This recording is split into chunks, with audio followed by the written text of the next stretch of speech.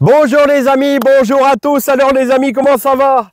Bon les amis, voilà le gourdin pour ce midi les amis. Alors, on commence à y avoir quand même de sérieuses belles courgettes les amis. J'espère que c'est le cas chez vous, là que tout va bien.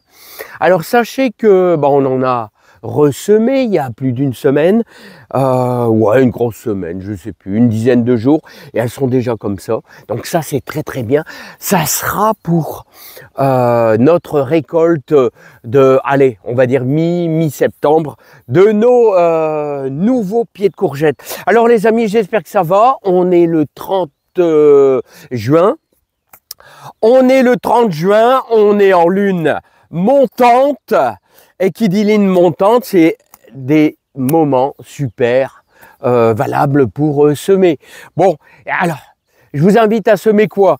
Du cerfeuil, du persil, cerfeuil, persil. Voilà, il y en a qui vont se lancer dans les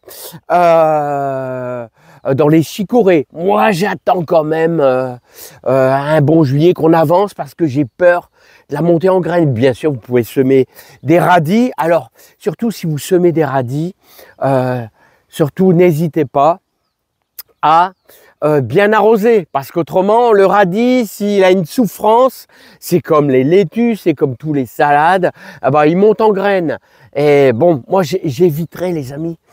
Alors, j'éviterai de faire des semis de laitue, enfin voilà. Ah si, vous pouvez semer par exemple du mesclun, vous pouvez semer de la salade, tout ce qui est salade à couper. Là, ça va assez bien, hein. Ça va assez bien, mais autrement, faites gaffe quand même, les amis, faites gaffe. Moi, tout ce qui est laitue, j'évite. D'ailleurs, c'est pour ça que je vous conseille à chaque fois, de me suivre comme ça. Moi, je fais toujours une grosse razzia de laitue grosse paresseuse. En plus, j'ai eu la chance de Jacques et Lily qui m'ont donné un petit peu de graines, de merveilleuses graines d'une laitue ancienne. Voilà, donc ça, un grand merci à eux. Hein. Et je vais vous dire, j'en fais beaucoup. Comme ça, j'en ai largement pour le mois de juillet. Voilà, pour pas trop souffrir, si vous voulez, de la chaleur. Hein. Donc c'est pour ça, c'est toujours délicat les amis, délicat. Les potimarrons se lancent. Alors vous voyez, j'ai passé tout mon samedi à nettoyer un petit peu la terre. Les courgettes, écoutez, je sens qu'on va faire plaisir à la famille. La Gold Rush, voilà. Et la fameuse courgette d'Italie. Alors là, je vous présente la courgette d'Italie, voilà. Alors voilà le décor, c'est une très très belle courgette, très décorative je trouve. Hein. Voilà, autrement il n'y a plus grand chose à faire. Je me demande si je vais pas supprimer, je vais manger cette semaine encore un peu le feuillage de mes épinards, mais je vais supprimer tout ce côté-ci pour laisser bien pousser mes carottes qui sont là. Hein. N'oubliez pas, vous pouvez ajouter à votre terre un tout petit peu au-dessus, par au-dessus comme ça, saupoudrer du marc de café pour empêcher la mouche de la carotte grâce à l'odeur du café, les amis. Ça, c'est des trucs qu'il faut bien comprendre. Et on commence à avoir du bel oignon. Ouais, regardez, on commence à avoir vraiment du bel oignon. Ça commence à se mettre en place. Alors vous voyez, les oignons, hein, la récolte, ça ne sera pas avant dans un mois. Il faut laisser faire les choses. Donc tout va bien. Les carottes, tout va bien, il n'y a pas de problème. Là aussi, vous pouvez mettre aussi un petit peu de marc de café. Toi, tu n'as rien à faire. Là. Après, ça fait plein de graines, ça. Oui, ça fait plein de graines. Il faut le retirer. Hein. Voilà, le persil, tout va bien. Alors, nos petites betteraves rouges, là, ça va, mais ça, c'est un second semis que j'avais fait. J'ai encore un petit peu de poireaux piqués, mais quelquefois, je les laisse et je mangerai ceux-là, même s'ils sont petits, c'est pas grave. Alors, vous voyez, alors tout le monde me dit, mais Philippe, t'es pas embêté avec les limaces? Les amis, je laisse, moi, je vous invite, mais vous semez plus, hein, voilà, vous laissez monter en graines et l'année d'après, vous allez récolter plein de graines. Et donc, vous allez pouvoir en semer plus. Moi, les laitues, je les combats de la manière suivante. En semant beaucoup, ils n'arrivent pas à tout manger. Ouais. C'est le secret, ils n'arrivent pas à tout manger. Si vous semez plus, voilà. Donc, voilà, moi, hop. Et moi, j'ai un stock fabuleux de de grosses paresseuses et de laitue cette année. Regardez, hop, voilà, laitue grosse paresseuse. Et j'ai même repiqué une ligne, voilà. Et il y a toujours une ligne que je vais laisser, enfin la moitié de la ligne peut-être monter en graines. Voilà, bon, les échalotes, c'est fini. Alors, ce sont les échalotes de Calonne sur la liste, là, l'horticulteur. Voilà, donc bon, bah là, ça va. Il y en a des assez belles. Vous savez, les échalotes, c'est toujours aléatoire. Hein. On se demande toujours ce qu'on peut avoir. Hein. Alors, vous voyez, hop. Hein, quand ça arrive comme ça, bah c'est à maturité, il faut laisser sécher. Alors vous le laissez sur le sol. Bon, si on annonce un gros orage, bah, vous pouvez éventuellement, moi je les laisse encore un petit peu, vous savez pourquoi?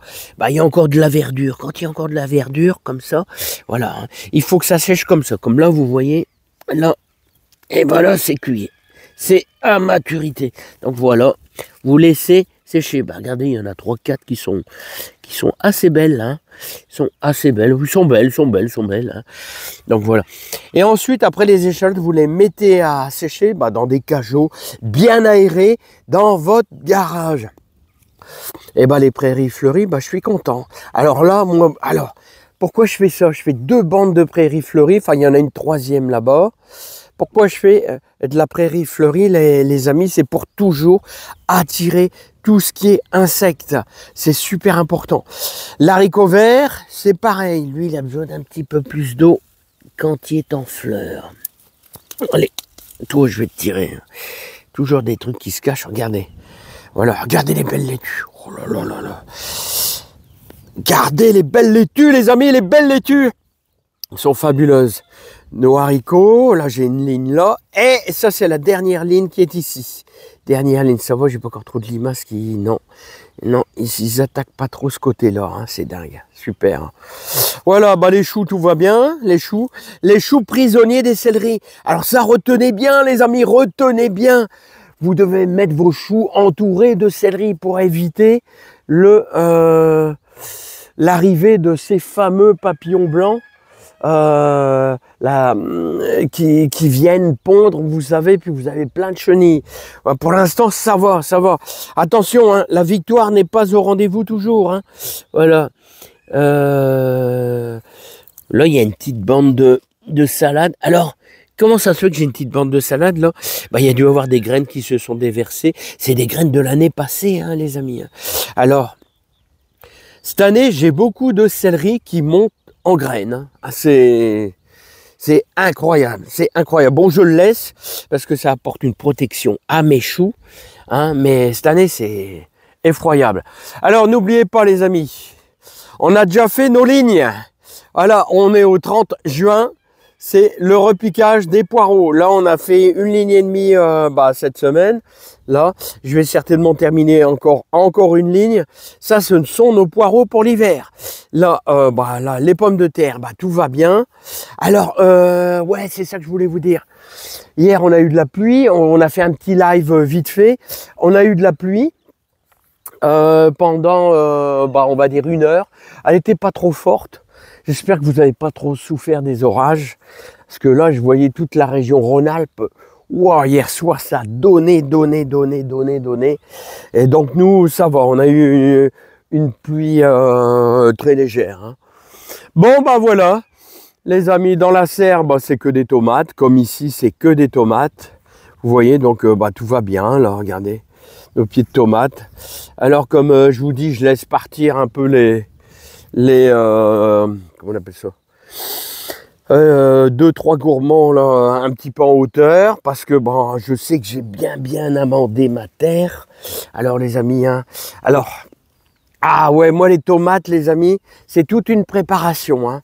Je prépare ma terre tout l'hiver, je prépare mes parcelles, je dis voilà, de 6 mètres à 6 mètres, je vais faire un carré ici et un carré au début du jardin.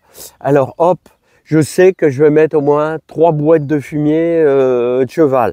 Voilà, donc je mélange bien et je laisse reposer janvier, février. Tout est absorbé par le sol. Ensuite, après, à la plantation, hop, c'est à nouveau 2 grosses belles poignées dans le trou de fumier de cheval. C'est toujours pareil. Et après, c'est de la schnouf à tomate, les amis. La fameuse schnouf à tomate, j'ai toujours 15 litres de près de schnouf à tomate, là, les amis. Regardez. Bon, là, j'en ai mis pas mal. Là, il va falloir le diluer. J'en ai mis pas mal. Toujours la schnouf à tomate. Et toujours la... Ouais, là, j'ai fait un gros saut, là, de consoude, là, les amis. La consoude. Voilà, hein. Un engrais vert. Enfin, une macération, hein, voilà, pendant 15 jours. Alors, il faut 1 kg de consoude pour... bon, là, il y a une dizaine de litres d'eau, mais là, le seau, il est archi plein. Je vais laisser ça 15 jours. Et ensuite, on va arroser, c'est plein de potasse. Et la potasse, c'est très bon. Très, très bon. Regardez. Regardez, là. Ça, ce sont les dernières courgettes, là, qu'on a fait ensemble, hein, les amis, hein. Voilà, voilà. Et là, il y a de la belle tomate, la belle tomate. Alors ici, j'ai tous mes cœurs de bœuf. J'ai tous mes cœurs de bœuf qui sont là, les amis. Ils sont là, regardez. Tous mes beaux cœurs de bœuf, ils sont là, là. Voilà, bon, bah ça, c'est tranquillou, tranquillou, les amis, hein. Tranquillou, hein. Ça, c'est du persil, regardez, pour faire de la graine. Il faut toujours faire de la graine. C'est du... Autrement dit, c'est un gros pied de persil. Oh là, toi, t'as rien à faire, là. Hein. Parce que lui, il fait plein de graines, et ça, c'est une cochonnerie, hein. Voilà, et ça, c'est les graines à récupérer pour l'année prochaine. Mais bien sûr, les amis, et je vais pas faire que ça. Je vais laisser pousser d'autres pieds de graines. Regardez la consoude. Tiens, justement, regardez. Regardez le feuillage, la consoude. Il y en a plein, moi, ici, sur le bord des champs. Le bord des... Moi, j'habite dans une petite route, alors. Sur le bord de la route, d'ailleurs, elle est coupée 2 fois par an par l'organisme qui vient couper les... Eh bien, sur le bord de la route. Hein. Ah ouais, ce que je voulais faire, bon, je sais pas, peut-être cet après-midi. Ça, c'est mes oignons d'Amposta, là. Oignons, ouais, oignons d'Amposta. Voilà, ils sont trop serrés. Alors, j'ai envie de faire une ligne là. Donc, je vais faire un sillon. Hein, et puis, je vais bien mouiller, bien mouiller, bien mouiller. Comme ça, je vais pouvoir les saquer un par un. Voilà, et les mettre à... Les repiquer, voilà, c'est ça, les repiquer. Mon Dieu.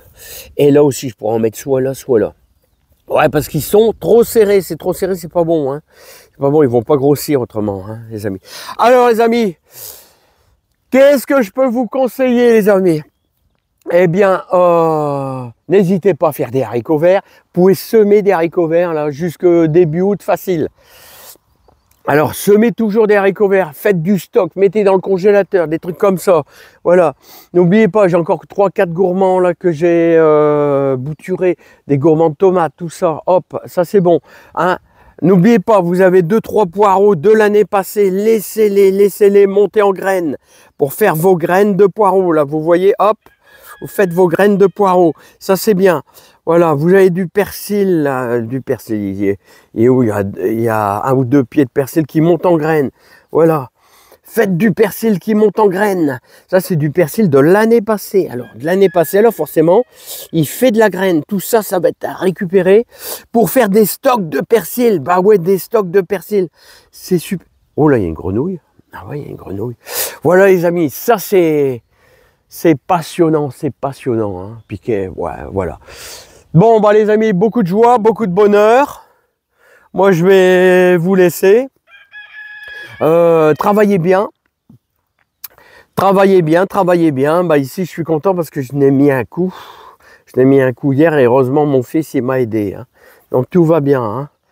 Voilà, surveillez bien vos tomates contre le mildiou. Là, les tomates... bah, comme je laisse beaucoup de gourmands, tout ça, bah, les tomates, ça se met en route. Hein. Ça se met en route doucement, mais bon, on a le temps quand même, les amis. On a le temps. Hein. Mais on aura de la belle tomate. Alors, de la belle tomate Montfavet, les amis. De la belle tomate Montfavet. Je vous souhaite plein de courage. Je vous dis peut-être à cet après-midi, si vous voulez, certainement vers 5h30, parce que je vais regarder les 50 derniers kilomètres Tour de France. Ça, c'est sacré, les amis, c'est sacré. Là, je m'en vais en vélo.